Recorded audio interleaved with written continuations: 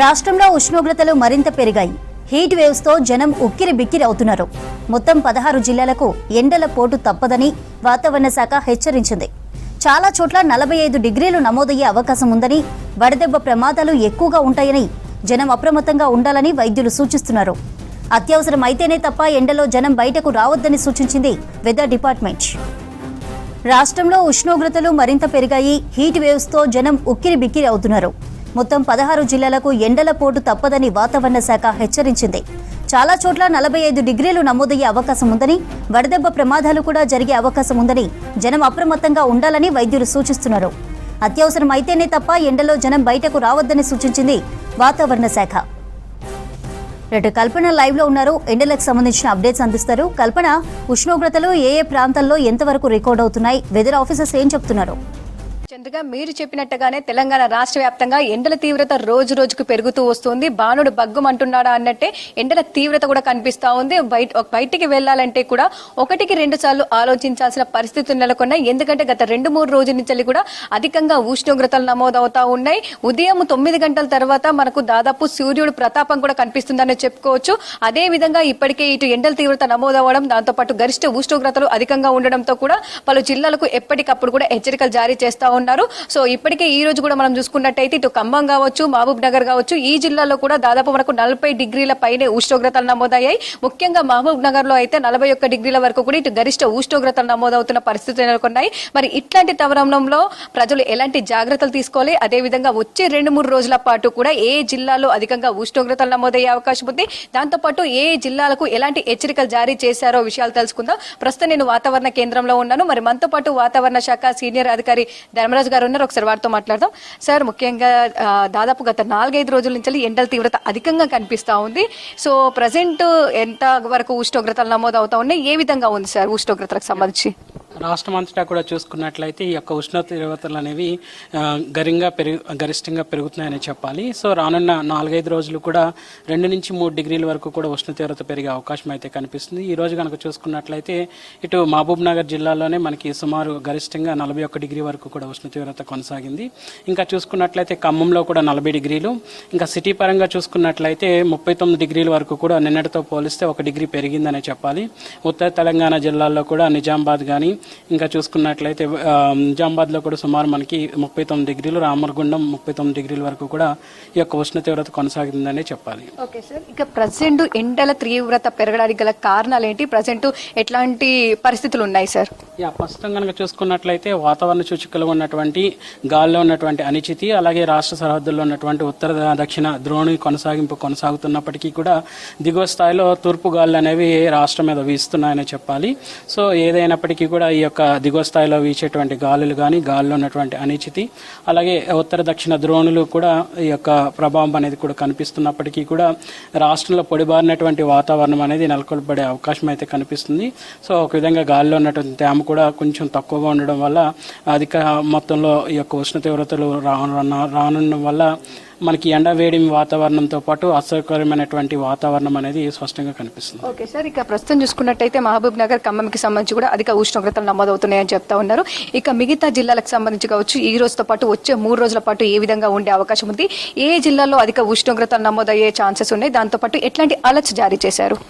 ప్రస్తుతం కనుక చూసుకున్నట్లయితే రాష్ట్రం అంతటా కూడా ఎండవేడిమి వాతావరణం కొనసాగుతుంది. ఈ రోజు కనుక చూసుకున్నట్లయితే సుమారు 9 జిల్లాలకు ఈ యొక్క ఆరెంజ్ కలర్తో కూడినటువంటి ఈ యొక్క ఉష్ణ తీవ్రతకు సంబంధించినటువంటి సమాచారం అయితే పెంపొందించడం జరిగింది. మిగిలిన జిల్లాల్లో కనుక చూసుకున్నట్లయితే 36 నుంచి 40 డిగ్రీల వరకు కూడా ఉష్ణ తీవ్రత కొనసాగుతున్నప్పటికీ కూడా ముఖ్యంగా 9 జిల్లాలకు ఉన్నటువంటి ఉమ్మడి మహబూబ్ నగర్ జిల్లాలు, అలాగే చూసుకున్నట్లయితే జయశంకర్, భూపాలపల్లి, ములుగు, భద్రాద్రి కొత్తగూడెం, ఖమ్మం జిల్లాల్లో ఈ యొక్క ఉష్ణ తీవ్ర అంచనా ప్రకారం 41 నుంచి 44 డిగ్రీలు ఉండే అవకాశం అయితే కనిపిస్తుంది.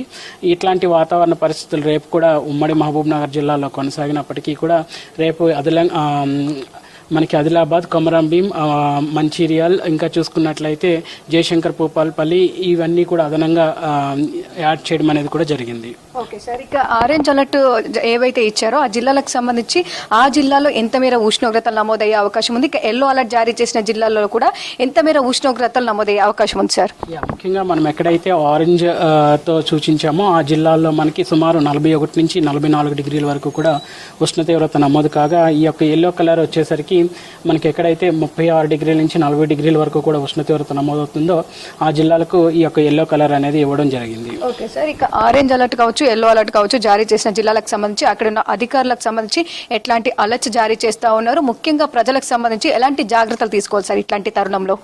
ముఖ్యంగా చూసుకున్నట్లయితే ప్రస్తుతం నమోదవుతున్న గణాంకాల ప్రకారం ఎప్పుడైతే ఎండ తీవ్రత సగటు కంటే కూడా 5 డిగ్రీలు అధికంగా కొనసాగుతుందో ఆ సమయంలో మనం ఈ యొక్క ఉష్ణానికి సంబంధించినటువంటి అలాగే చూసుకున్నట్లయితే వడగాల్పులకు సంబంధించి హెచ్చరికలు అనేవి జారీ చేయడం అనేది జరుగుతూ ఉంటుంది. ప్రస్తుతం కనుక చూసుకున్నట్లయితే నమోదవుతున్న గణాంకాలు సగటుకి దగ్గరగా ఉండడం వల్ల రానున్న 3 రోజులు కూడా 2 నుంచి 3 డిగ్రీలు పెరగడం వల్ల ముఖ్యంగా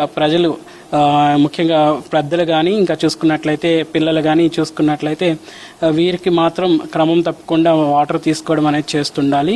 ఇంకా చూసుకున్నట్లయితే 11 నుంచి 4 గంటల సమయంలో బయటికి వెళ్ళడం అనేది సబబు కాదు. ఆ సమయంలో కొంచెం నీడను ఉండడంతో పాటు శరీరానికి కావాల్సినటువంటి తగిన మోతాదులో వాటర్ కానీ మజ్జిగ కానీ తాగడం అనేది చేస్తుండాలి. ఈవెన్ రైతులు కూడా ఈ యొక్క సమయంలో సుమారు 11 నుంచి 4 ప్రాంతంలో ఇటు పొలాల్లో తిరగడం కానీ, పొలాల్లో స్ప్రే చేయడం కానీ, ఎరువులు అందించడం కానీ చేయకూడదు.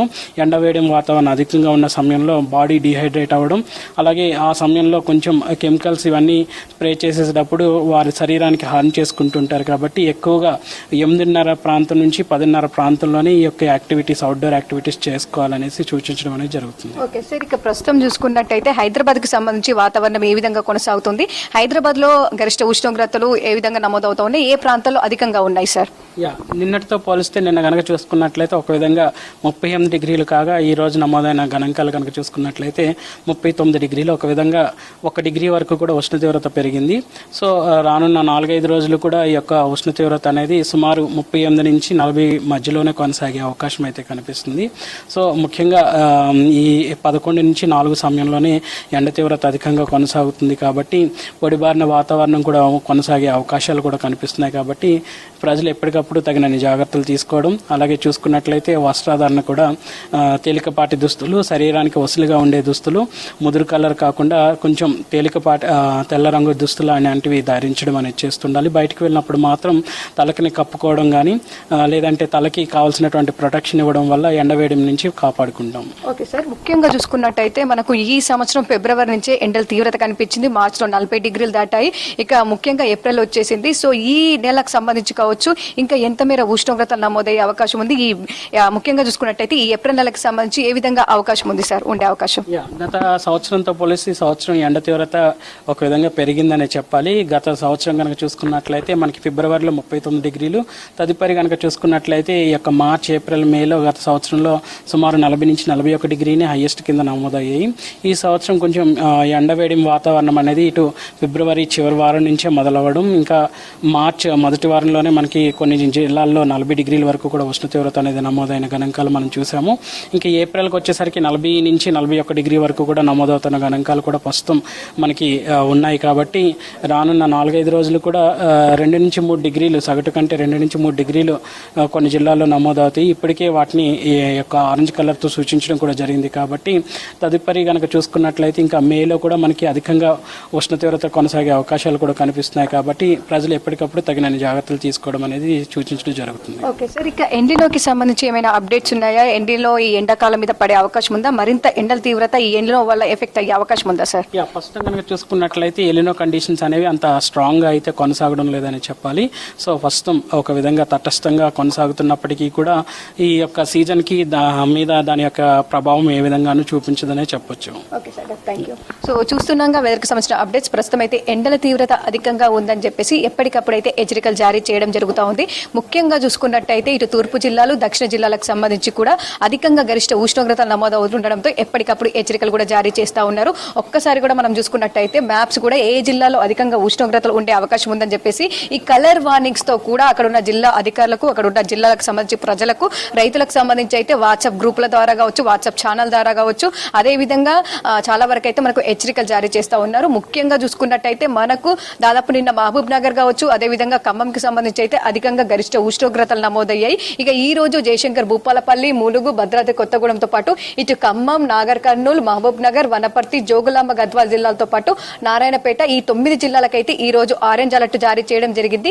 ఈ జిల్లాలో దాదాపు మనకు 41 నుంచి 44 మధ్య కూడా గరిష్ట ఉష్ణోగ్రతలు నమోదయ్యే అవకాశం ఉండడంతో ప్రజలు కావచ్చు, వృద్ధులు, చిన్న పిల్లలు తగిన జాగ్రత్తలు తీసుకోవాలని చెప్పేసి మనకు దాదాపు 11 గంటల నుంచి 4 గంటల మధ్య బయటికి వెళ్ళకపోవడమే బెటర్ అని అయితే ఇటు వాతావరణ శాఖ అధికారులు సూచిస్తా ఉన్నారు. ఇక రేపటికి సంబంధించి మనం డే 2 అంటే 12వ తారీఖు సంబంధించి కూడా చూసుకున్నట్టయితే రేపు మరిన్ని జిల్లాలు, అంటే నిన్న 9 జిల్లాలు ఇస్తే రేపటికి చూసుకున్నట్టయితే దాదాపు మరో 4 జిల్లాల్లో కూడా అధికంగా గరిష్ట ఉష్ణోగ్రతలు, అంటే ఉత్తర తెలంగాణ జిల్లాలు ఇటు ఆదిలాబాద్, కొమరంభీం, ఆసిఫాబాద్, మంచిర్యాల, పెద్దపల్లి తో పాటు ఇటు జయశంకర్, భూపాలపల్లి, ములుగు, భద్రాద్రి కొత్తగూడెంతో పాటు ఖమ్మం జిల్లాలోనైతే ఇటు గరిష్ట ఉష్ణోగ్రతలు పెరిగే అవకాశం ఉంది. అదేవిధంగా దక్షిణ జిల్లాలకు సంబంధించి కూడా 5 జిల్లాలో ఆరెంజ్ అలర్ట్ అయితే జారీ చేయడం జరిగింది. ఇక డే 3 నుంచి అంటే మనకు రోజుకి రోజులు పెరుగుతున్న కొద్ది కూడా ఉష్ణోగ్రతలు అధికంగా నమోదయ్యే అవకాశం ఉండడంతో 13వ తారీఖు కూడా మనకు ఆరెంజ్ అలర్ట్ కూడా జారీ చేయడం జరిగింది. ఇక 14వ తారీఖు సంబంధించి కూడా మరిన్ని జిల్లాలకు ఆరెంజ్ అలర్ట్ జారీ చేశారు.